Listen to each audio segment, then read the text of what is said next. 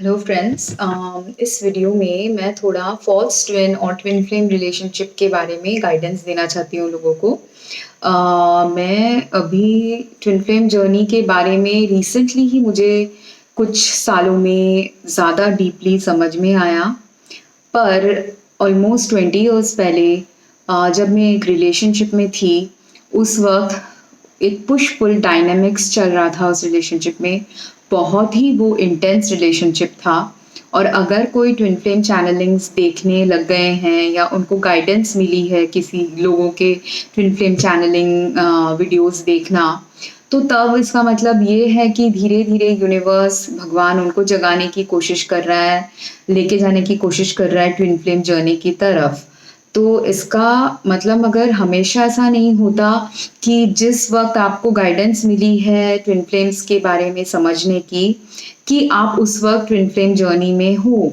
आप होंगे जर्नी में, बट आप एक ट्विन फ्लेम के साथ हो या आप एक फॉल्स ट्विन के साथ या कार्मिक के साथ हो, वो ओनली विथ टाइम लोगों को समझ में आता है। तो वो टाइम और डिसर्नमेंट की डिफरेंस समझना कि आप अभी एक फॉल्स ट्विन जर्नी में हो या कार्मिक रिलेशनशिप में पैटर्न्स में हो, या कि आप ट्विन फ्लेम के साथ हो, वो कभी कभी कंफ्यूजिंग सा हो सकता है। एंड यूनिवर्स हमको और भी ज़्यादा कभी कभी कंफ्यूज कर देता है वाया डिफरेंट चैनलिंग्स, बिकॉज वो हमारा टेस्टिंग फेज होता है। यूनिवर्स चाहता है कि हमारे अंदर वो अंदर से एक डायलेमा आए, अंदर एक द्वंद्व हो, और ताकि हम समझ सके कि एक्चुअली चल क्या रहा है, कैसे टाइप रिलेशनशिप में हम हैं, वो रिलेशनशिप हमारी भलाई के लिए है कि नहीं है, या जिसके भी साथ है क्या हम उसके लिए सही इंसान हैं, या जो भी हमारे आसपास चल रहा है क्या हमें वो सब चीज़ें पसंद आ रही हैं कि नहीं आ रही। ये सब चीज़ें एनालाइज करने और अंदर से डीपली समझने के लिए हमारा जर्नी ऐसे डिजाइंड होता है कि we will get many kinds of relationships. तो उसमें हमें ट्विन फ्लेम रिलेशनशिप के भी एस्पेक्ट्स आएंगे, हमको फॉल्स ट्विन्स भी मिलेंगे, हमको कैटलिस्ट मिलेंगे, और हमको कार्मिक्स मिलेंगे। तो अभी इस वीडियो में मैं ज़्यादा फोकस करूँगी in about a false twin experience that I had. And मेरा फॉल्स ट्विन एक्सपीरियंस काफ़ी सालों से चला, मुझे बहुत टाइम लगा उस एक्सपीरियंस से निकलने के लिए, deeply from the inside. Even though वो रिलेशनशिप ख़त्म हो गया मेरे लिए almost 12 to 14 years back, but even though the relationship stopped, उसके जो इंटरनली उसके रिलेटेड जो कर्मा था, वो कर्मा फिगर आउट करना, वो कर्मा रिलीज करना, वो उसमें टाइम लगा। और वो धीरे धीरे हुआ क्योंकि मेरा सोल जर्नी वैसा था, किसी किसी का वो जल्दी हो जाता है और किसी किसी को स्लोली हो सकता है।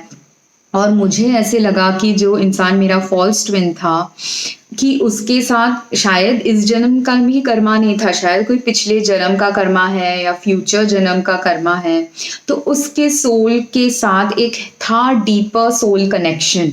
तो इसीलिए वो डीप सोल कनेक्शन को अलग तरह से समझने के लिए और अनकंडीशनल लव को भी एक अलग एंगल से समझने के लिए मेरा वो फॉल्स ट्विन एक्सपीरियंस रहा। तो मेरे फॉल्स ट्विन एक्सपीरियंस जो इनिशियली स्टार्ट हुए, which was over 20 years back, at that time when I was in my early 20s, तब ऐसे हुआ था कि we had very intense strong attraction towards each other. तो और मैं तभी यूएस में रहती थी, और वहाँ पे हम दोनों भी पढ़ाई करते थे, मास्टर्स एंड पीएचडी ये सब पढ़ रहे थे हम लोग। तो हम पढ़ाई करते करते मिले, कॉमन फ्रेंड्स थे, उनके थ्रू ऐसे पढ़ाई के स्टडी ग्रुप्स से मिलके एक दूसरे को डेट करने लग गए। पर वो रिलेशनशिप हमेशा से ही बहुत ही ट्रबलसम था। इवन दो सोल लेवल में डीप सा एक कनेक्शन था उस इंसान के साथ, और वो भी डीपली कनेक्टेड ही था सोल लेवल में, बट वर्बली एंड हम जब एक दूसरे से इंटरैक्ट करते थे, वो इंटरैक्शन लेवल में वो सोल कनेक्शन दिखता नहीं था। इंटरैक्शन लेवल में ऐसा हो जाता था कि मैं बहुत ही डिप्रेस रहती थी उस वक्त। तो डिप्रेस इसलिए रहती थी क्योंकि मेरी माँ she died when I was in my early 20s, and उनके डेथ के ही 1-2 साल बाद मैं यूएस गई थी। तो उनके डेथ का ही मेरे मन में बहुत कुछ चलता था, उनके डेथ रिलेटेड, डेथ के पहले के इंसिडेंसेस, ऐसे सब चीज़ें मेरे मन में इतने भरे हुए थे कि और मेरे अंदर बहुत इनसिक्योरिटीज़ भरी हुई थी मेरे फैमिली लाइफ के बारे में। मेरा फैमिली लाइफ बहुत अच्छा नहीं था। तो बिकॉज़ फैमिली कनेक्टिविटी और family life personal like with parents and brother, वो रिलेशनशिप बहुत अच्छे लेवल में नहीं था। अभी भी वो रिलेशनशिप बहुत अच्छे लेवल में नहीं है। बट सोशली मेरे रिलेशनशिप्स हमेशा अच्छे रहे हैं। मेरे फ्रेंड्स में भी अच्छे डेवलप्ड रिलेशनशिप्स मेरे हुए। And because we are in a twin flame journey, and because मेरा ट्विन फ्लेम जर्नी ऐसे था कि मुझे अनकंडीशनल लव समझ रहा था, मुझे ऐसे बहुत एक्सपीरियंसेस आए जिसमें मुझे ऐसे लोग मिले जो मैं उनसे बहुत प्यार करूंगी, मैं उनको अपना मतलब बेस्ट फ्रेंड बना सकती हूँ, वैसे लेवल तक प्यार करती हूँ लोगों से। बट वो लोग की अंतरात्मा में वो सेम रेसिप्रोकेशन आता नहीं है। या तो वो जब मैं उनके साथ रहती हूँ उस वक्त वो लोग बेस्ट फ्रेंड्स की तरह बिहेव करते हैं, बट जैसे ही out of sight out of mind वाला कॉन्सेप्ट आपने कभी सुना होगा कि जैसे ही मैं उनके लाइफ से अगर हट गई, कहीं और चली गई, कोई और कंट्री में मूव कर गई या कोई और लॉन्गर डिस्टेंस में चली गई उनके लाइफ में, कि हम कॉमन फ्रेंड्स हैं, पढ़ाई कर रहे हैं और फिर हम मूव कर गए, तो तब क्या होता है, ऐसे इंसान, कोई कोई इंसान हमें ऐसे मिलते हैं जो वो कांटेक्ट छोड़ देते हैं। उनके लिए कांटेक्ट तभी अच्छे होते हैं जब कोई इंसान उनके लाइफ में प्रेजेंट हो, उनके लाइफ में हर दिन या हर हफ्ते या हर महीने उनके साथ कांटेक्ट रखे, तो वो उन लोगों के साथ डीपली इन्वॉल्व रहते हैं। पर यही लाइफ का कर्मा है हमारे किसी किसी इंसानों के साथ, कि कोई कोई इंसान हमारे लाइफ के जर्नी में पार्ट ऑफ द टाइम हमारे साथ रहेंगे, फिर उसके बाद अगर वो पार्ट ऑफ द टाइम भी बेस्ट फ्रेंड्स की तरह रहे, बाद में वो रहेंगे कि नहीं हमारे लाइफ में, वो कोई गारंटी नहीं होती। तो यही जो कार्मिक रिलेशनशिप के एस्पेक्ट्स हैं, ये आपको फॉल्स ट्विन रिलेशनशिप में भी मिलेंगे। ये जो लोग आपको, आप अगर उनके पास जाएंगे, उनको प्यार देंगे, उनको एफर्ट्स देंगे, वो आपसे प्यार करेंगे, वो आपके साथ कार्मिकली बहुत अच्छे से या जितना अच्छा पॉसिबल हो उतने अच्छे से वो बिहेव करेंगे। बट बिकॉज वो सिर्फ सिंपल कार्मिक रिलेशनशिप नहीं है फॉल्स ट्विन, तो कॉम्प्लिकेटेड रिलेशनशिप डायनामिक क्रिएट हो जाता है एक फॉल्स ट्विन के साथ। और वो कॉम्प्लिकेटेड रिलेशनशिप क्या था मेरे लिए, कि ये जो मेरा एक्स बॉयफ्रेंड था वो हमेशा हम लोग का ऐसे होता था कि हफ्ते में 1-2 बार झगड़ा हो जाता था, कि difference of opinion about anything. अगर मूवी देखने जाना है, उसको जैसे मूवी देखनी है, मुझे वैसे मूवी नहीं देखनी। अगर खाना खाने जाना है, वो प्रॉमिस करेगा कि we will meet in the evening for dinner, but then he will not value me and he will go and have dinner with someone else, और he will not come only, और he will come after 3-4 hours and not be ready to, like, either say sorry, but sorry से भी ज़्यादा, valuing someone else's time is important, right? If you have promised someone that you will meet them at a certain time and then you're not able to keep up that promise, then it means you're devaluing the other human being. तो मेरे साथ ऐसे continuously 3-4 साल तक on end of हम लोग का ऐसे चलता रहा। और वो 3-4 साल में भी ऐसा हुआ कि फर्स्ट फ्यू मंथ्स हम लोग थे एक साथ, तो तब उसका इंटरेस्ट सिर्फ फिजिकल रिलेशनशिप में था।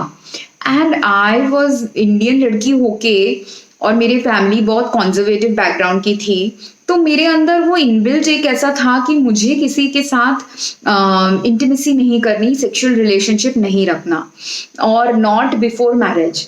तो I was very strict about it कि मुझे वो नहीं चाहिए कि we get into the sexual aspects of a relationship. But वो फीलिंग जो उसके लिए मेरे अंदर थी, वो इतनी स्ट्रॉन्ग एंड पावरफुल थी, और वो भी इतना स्ट्रॉन्ग एंड पावरफुल इंसान था। He is also a divine masculine, but he was not in a divine masculine energy. वो अभी मुझे इतने 25 साल बाद after our breakup and all, मतलब ये जो 25 साल थोड़ा ज्यादा बोल दिया, कितना साल पहले का रिलेशनशिप है, 20 साल पहले का ये रिलेशनशिप इंसिडेंसेस हैं, 20 से 18 साल पहले के इंसिडेंसेस हैं ये। तो वो इंसान after like 20 years now, universe is telling me he is a divine masculine also and he has someone else who is his twin flame.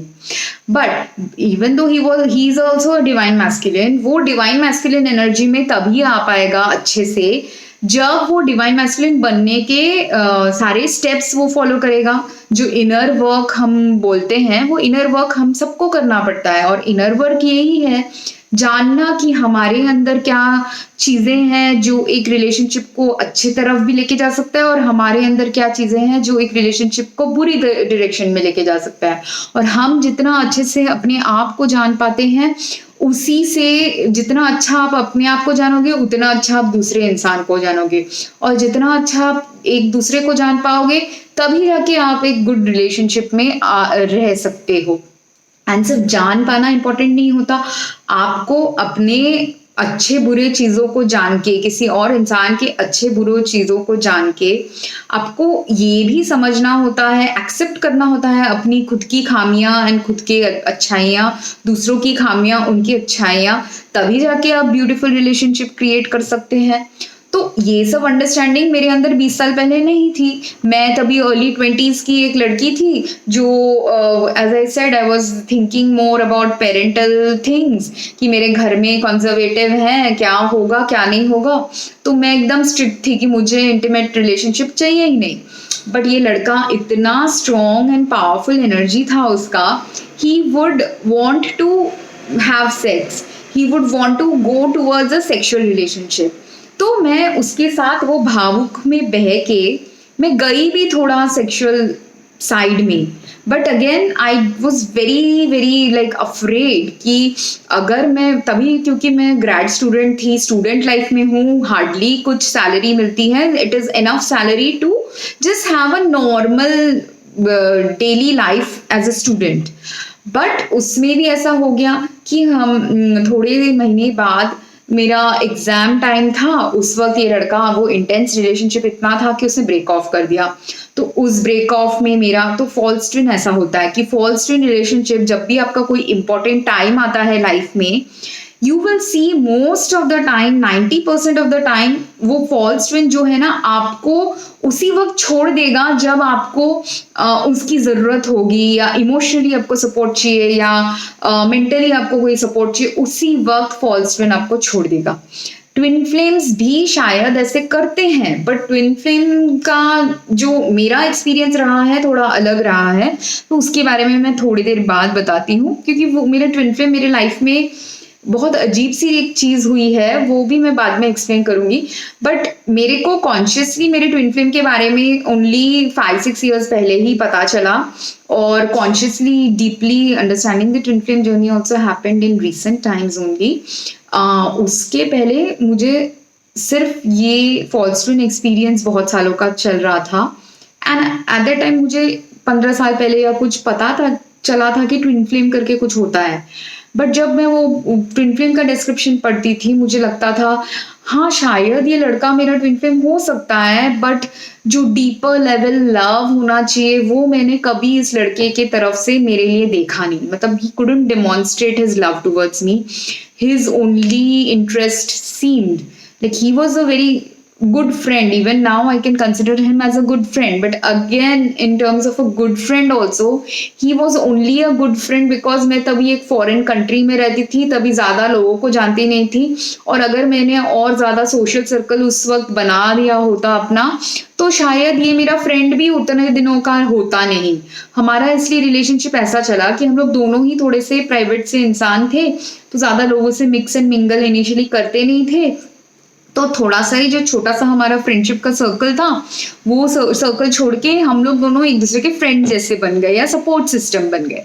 तो ये भी होता है फॉल्स ट्विन रिलेशनशिप में कि वो आपके सपोर्ट सिस्टम बन जाते हैं कभी कभी बिकॉज ऑफ सर्कमस्टेंस, क्योंकि कभी कभी फॉल्स ट्विन रिलेशनशिप हमारे मैरिजेस में भी होते हैं कि we fall in love with someone, और even if we haven't fallen in love, our parents have arranged a marriage with someone, तो उस वक़्त आपने किसी से शादी कर ली, या तो प्यार से या तो अरेंज मैरिज से, एंड शादी करने के 1-2 साल तो प्यार सब रिलेशनशिप में रहता है, पर वो 1-2 साल के बाद धीरे-धीरे आपको समझ में आता है कि आप कितने डिफरेंट इंसान हो, आपके डिफरेंसेस इन पर्सपेक्टिव्स कितने अलग हैं, डाइवर्जेंट हैं। तो ये सब अगर मैरिजेज़ में चल रहा है, तो many times it can be a false twin, it can be a karmic, or it can be a twin flame. But उसके अलग अलग लेवल्स होते हैं, अलग अलग वे से वो एक्सपीरियंसेस आपके सामने आते हैं आपको डेवलप एंड ग्रो करने के लिए। तो इसीलिए जब लोग बोलते हैं कि फॉल्स ट्विन है या कार्मिक है, वो लोग आपको डेवलप एंड ग्रो नहीं करेंगे, वो ट्रू नहीं है। वो लोग आपको डेवलप एंड ग्रो करेंगे, but usually in a very destructive manner, soul destroying manner से उन लोग कभी कभी आपको डेवलप करेंगे, पुश करेंगे टू ग्रो। क्योंकि मैं जब अर्ली 20s में थी, as I said, conservative family से थी। मैं पढ़ाई में भी ना, इवन दो मैं वहाँ पीएचडी करने गई थी, उतना मुझे पढ़ाई में इंटरेस्ट नहीं था जितना मुझे स्टोरी बुक्स पढ़ने में, कहानियां सुनने में, ये सब चीज़ों में ज़्यादा इंटरेस्ट होता था। तो मेरे फॉल्स ट्विन को वो शायद ना पसंद नहीं था, वो मुझे अभी समझ में आ रहा है। उस वक्त क्योंकि मैं थोड़ी एमलेस इंसान थी, goal oriented and career oriented बिल्कुल नहीं थी, वेर एज वो शायद थोड़ा सा और करियर ओरिएंटेड था कंपेयर टू मी। तो ऐसा हो गया कि जब उसने ब्रेक ऑफ कर दिया before my exams, I couldn't take it. मैं अपने क्वालिफायर एग्जाम में बैठ के सिर्फ उसी के बारे में सोचती रहती थी, और मुझे गिल्ट भी होता रहता था क्योंकि वो हमेशा पुश करता था about something sexual that I was not comfortable with, but he was not like a forcing person. But ये बहुत सारी लड़कियों को ये पार्ट भी समझना बहुत जरूरी है if they want to have good relationships with someone, कि कभी कभी आपको वो प्रेशर आएगा कि आप अगर किसी इंसान को बहुत प्यार करते हैं, तो वो जब ऐसे कुछ रिक्वेस्ट कर रहा है जो आपके कंफर्ट जोन में शायद नहीं है, पर आप वो कर लेते हैं क्योंकि आप वो दूसरे इंसान को केयर करते हैं। तो मेरे साथ वैसा हुआ था। तो मैं ना उसके वो जो गिल्ट एंड शेम एंड शर्म एंड अंदर से जो एक बहुत अंतर्द्वंद चल रहा था मेरे अंदर, कि मेरे साथ ऐसा जो हो गया, जो मैं कंफर्टेबल नहीं थी। और बहुत सिंपल सा ही कुछ हुआ था, जो अगर कोई अमेरिकन होगा जो डेट किया होगा बहुत सारे साल, या इंडियन भी होगा जो मॉडर्न लाइफस्टाइल का है और जिसने डेट किया होगा कुछ साल before they enter into a relationship, उनके लिए वो बहुत शायद सिंपल होगा। आजकल के बच्चों के लिए भी शायद वो शायद कुछ भी नहीं होगा, पर मेरे लिए वो था क्योंकि मैं बहुत सिंपल सी लड़की थी। उस वक्त जब गई थी यूएस, इंडिया में पेरेंट्स के साथ रहने के सिवाय पेरेंट्स एंड फैमिली के साथ ही रही हूँ, ऐसी वाली इंसान थी। तो मेरे लिए ये बहुत ही कॉन्जर्वेटिव अप्रोच से अलग ही था, और मैंने एक्सपेक्ट ही नहीं किया था कि बिगनिंग ऑफ अ रिलेशनशिप में भी ऐसे हो जाएगा कि कोई इंसान आपको इतना सेक्सुअली पुश कर सकता है। और वो हमेशा मुझे सेक्स के बारे में भी क्वेश्चंस पूछता था, जो मुझे अजीब लगता था कि उसको इतना मेरे सेक्सुअल लाइफ के बारे में क्यों इंटरेस्ट है। और कुछ तो अजीब सा meaning what now I understand when I am more older, more mature, why he was wanting to understand about my sexual history. Because अभी मुझे रियलाइज होता है कि शायद मैं उसकी फर्स्ट गर्लफ्रेंड नहीं थी, वो मेरा फर्स्ट बॉयफ्रेंड था। बट उसकी शायद मैं या तो फर्स्ट गर्लफ्रेंड नहीं थी, या तो फिर उसको कुछ क्यूरियोसिटी रहा होगा।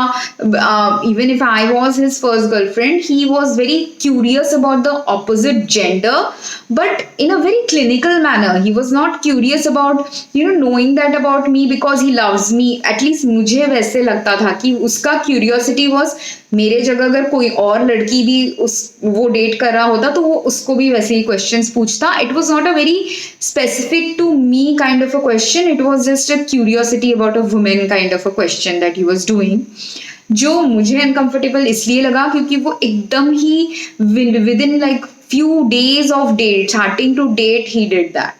तो इसलिए, और हमारा इसीलिए वो रिलेशनशिप का पैराडाइम ही सेट हो गया कि about sexual interest kind of things, तो जो मुझे अच्छा नहीं लगता था। तो ये सब मेरे दिमाग में इतना चल रहा था while giving the exams। I didn't clear my exams, then I didn't clear my exams। मेरे को ये पढ़ाई में भी इतना इंटरेस्ट नहीं था। तो तब क्या हुआ, So see, my false twin helped me get out of a course work जिसमें मैं एक्सेल नहीं कर रही थी. मैं एवरेज स्टूडेंट थी वो वाले कोर्स वर्क में. तो जब मैं फेल हो गई पीएचडी का क्वालिफायर्स, उन्होंने मुझे अलाउ किया मास्टर्स कंप्लीट करने के लिए. तो जब मैं मास्टर्स कंप्लीट कर रही थी उस वक्त मगर मेरे पास पैसों की कमी आ गई. मैं मेरे पीएचडी के लिए जो मुझे स्टाइपेंड मिलता था वो मुझे मिला नहीं. जब मुझे वो स्टाइपेंड नहीं मिला, मैं पॉवर्टी लेवल के बिलो चली गई, क्योंकि मैं उसके बाद मैं एक प्री स्कूल में काम करने लग गई. तो जब मैं प्री स्कूल में काम कर रही थी वो बहुत मिनिमल पे था, लोएस्ट पे जो यूएस के वर्कर्स को मिलता है वैसा टाइप लोएस्ट पे मुझे मिला उस वक्त.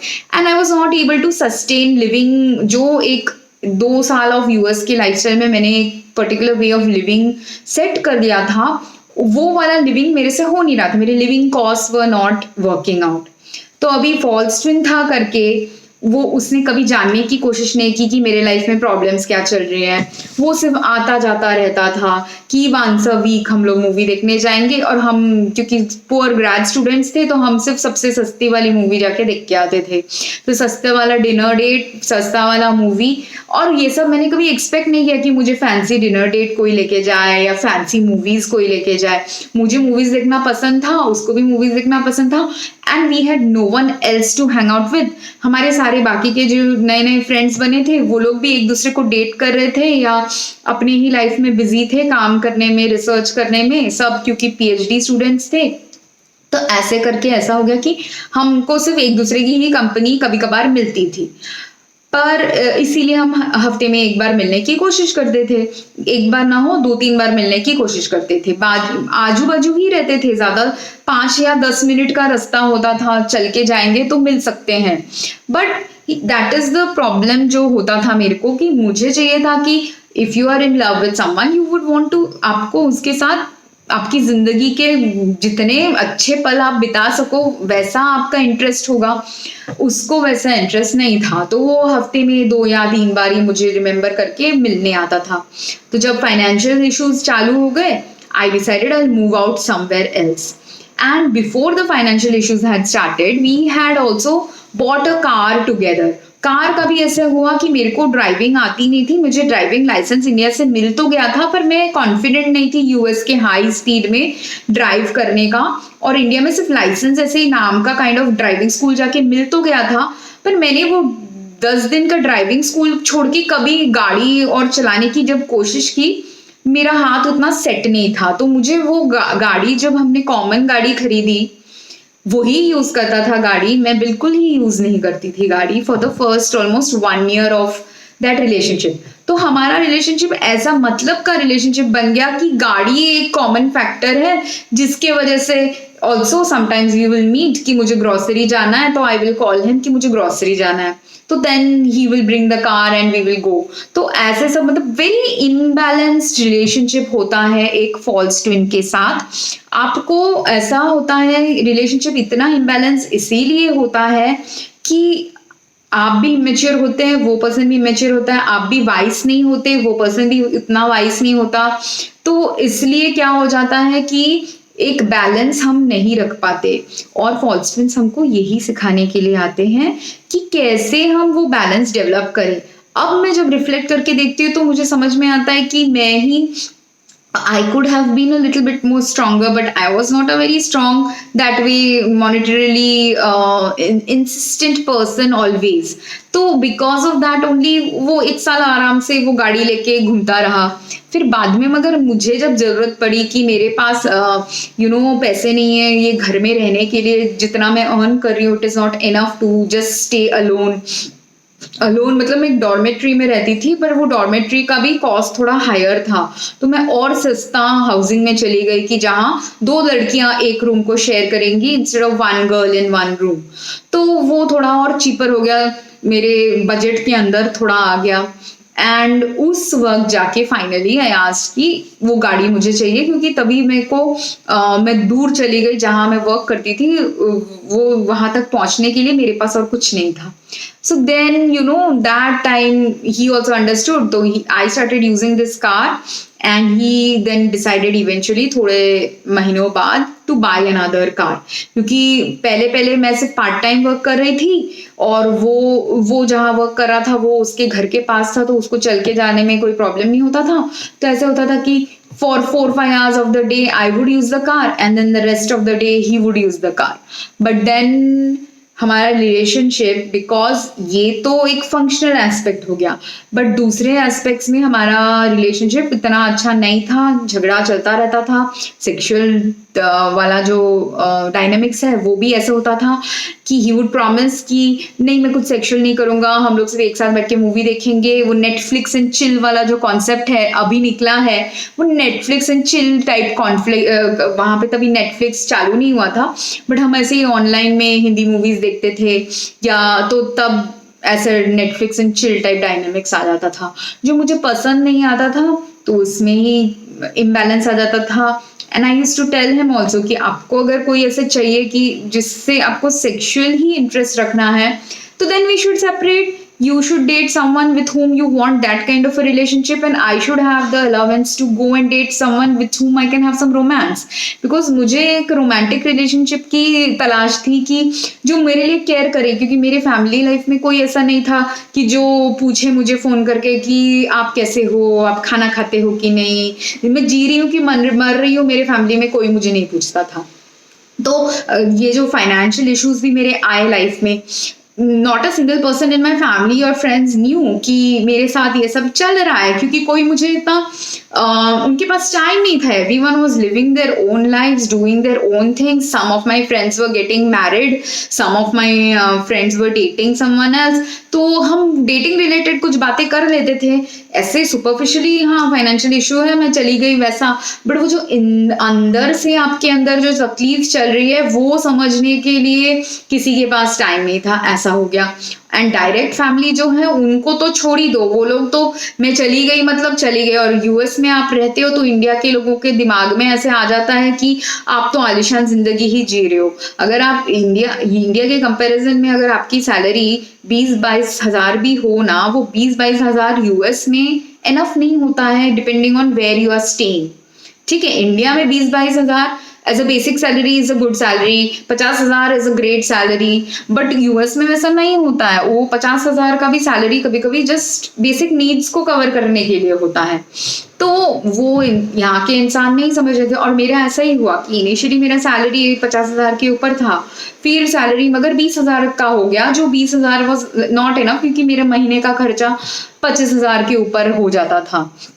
तो कैसे वो बैलेंस करे, इसीलिए तो मैं financially because of relationship dynamics with this false twin, and because of different kinds of relationship with other people who were the karmics in my life, ऐसा हो गया कि इंडिपेंडेंस सीखना ही पड़ा।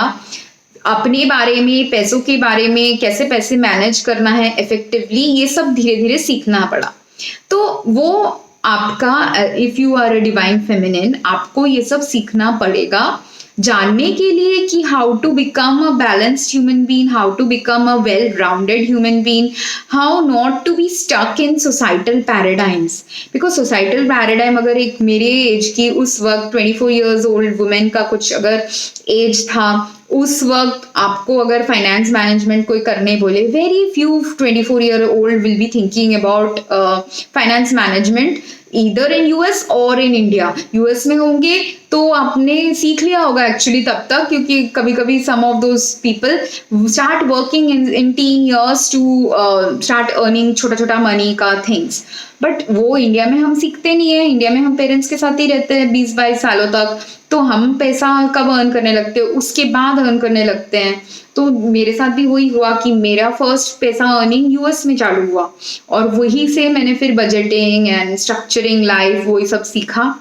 फिर दूसरी चीज ऐसे हुई कि इस इंसान से जब झगड़े इतने बढ़ रहे थे, तो मैंने फाइनली सोचा कि ये बहुत हो रहा है, तो मैं थोड़ा दूर जाके रहने का सोची, क्योंकि मुझे एक ऐसा जॉब मिला बाद में इवेंचुअली जो मेरे फार्मेसी फील्ड से रिलेटेड था। तो मेरे फार्मेसी फील्ड से रिलेटेड जॉब जब मिला, मैं इंटर्नशिप करने के लिए एक और दूर के शहर में चली गई, डिस्ट्रिक्ट में चली गई, सेम शहर ही था काइंड ऑफ। तो उससे क्या हुआ कि हमारे ड्राइविंग डिस्टेंस पहले जब सिर्फ 10 मिनट का ड्राइव था, अब हम पहले तो 5-10 मिनट का वॉकिंग डिस्टेंस में रहते थे, फिर मैं मूव करके जब निकली थी 10 मिनट के ड्राइविंग डिस्टेंस की दूरी पे रहती थी। तो तब वो ऐसा होता था, ऐसे रूममेट्स के साथ मैं रह रही थी, तो ये इसका तभी प्रीलिम्स चालू हो गया, इसका क्वालिफाइंग एग्जाम्स चालू हो गया, तो he was busy with his studies. तो और फॉल्स ट्विन, अगर हमारा रिलेशनशिप इतना पावरफुल कनेक्शन था, एक बार दो बार ऐसा भी हुआ है कि मेरे को समझ में आया उसके अंदर कुछ चल रहा है प्रॉब्लम्स, तो gone to help him out with his problems, और उसको हेल्प करते करते अपना लाइफ का कुछ नहीं देखा। तो मैं अगर कोई जॉब भी कर पाती थी अलग हायर पेइंग जॉब, वो भी नहीं ढूंढा, because I was so focused in helping him and all. तो ऐसे सब हो जाता है कि आप इन्वेस्ट करते हो emotionally, time wise, effort wise, false relationship में आपको ऐसे लगेगा वो इनबैलेंस रिलेशनशिप इसलिए हो जाता है कि आप ज्यादा इन्वेस्ट करते हो उनके ऊपर, वर्सेस उन लोग कितना emotional, time wise and personal interaction wise आप पे इन्वेस्ट करेंगे। तो ये है difference between a false twin and a twin flame relationship. Twin flame में most of the time you will end up realizing कि they are investing something in you more than, and it is not about time, effort, money also.